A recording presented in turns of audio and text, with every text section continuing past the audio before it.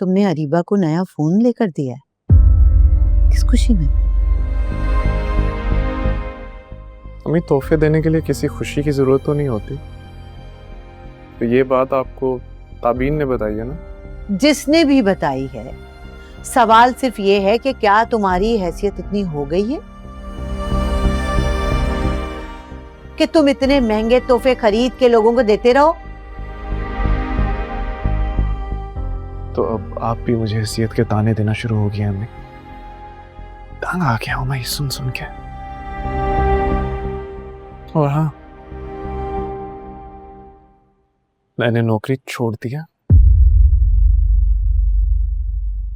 अब आपका बेटा हैसियत में और कम हो गया। क्या?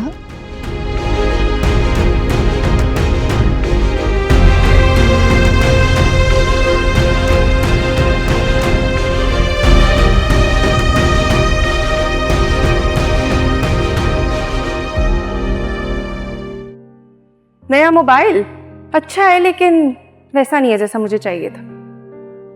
तुम ला भी तो यही सकते हो।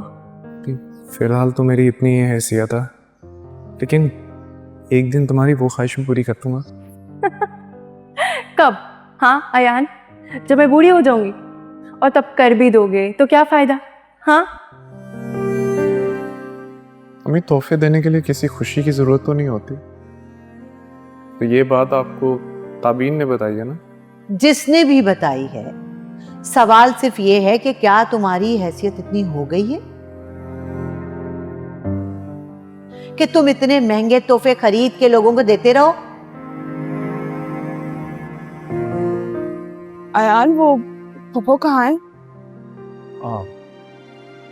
किचन में होंगी। क्या बात है, तुम नाराज हो?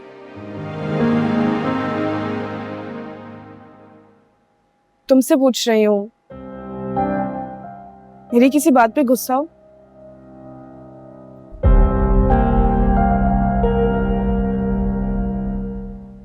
अरीबा को फोन देने वाली बात तुमने बताई है अम्मी को?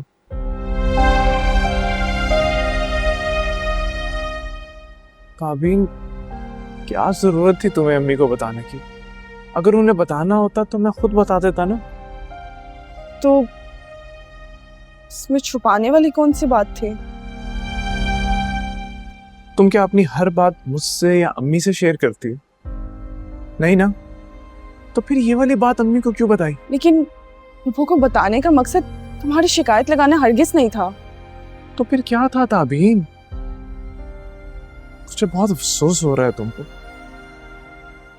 मुझे लगा था कि शायद मैं तुमसे अपनी दिल की बात कह सकता हूँ, शेयर कर सकता हूँ तुम्हारे साथ, लेकिन नहीं, गलत था मैं, बहुत गलत। अब अयान मेरी बात तो सुनो। अरे ताबीन, तुम कब आई और ये कहाँ चला गया? वो शायद मुझसे नाराज हो गया। नाराज? किससे? तुमसे? उसे लगता है कि मैंने अरीबा को मोबाइल देने वाली बात जानबूझ के आपको बताई थी, जो कि मुझे नहीं बतानी चाहिए थी। बेटा, अयान की बात का बुरा मत बनाना, वो आजकल बहुत परेशान है।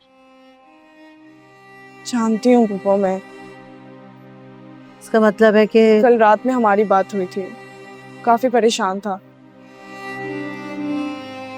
पता नहीं क्यों जॉब से भी रिजाइन कर दिया उसने। ये बात तो मेरी भी समझ में नहीं आई।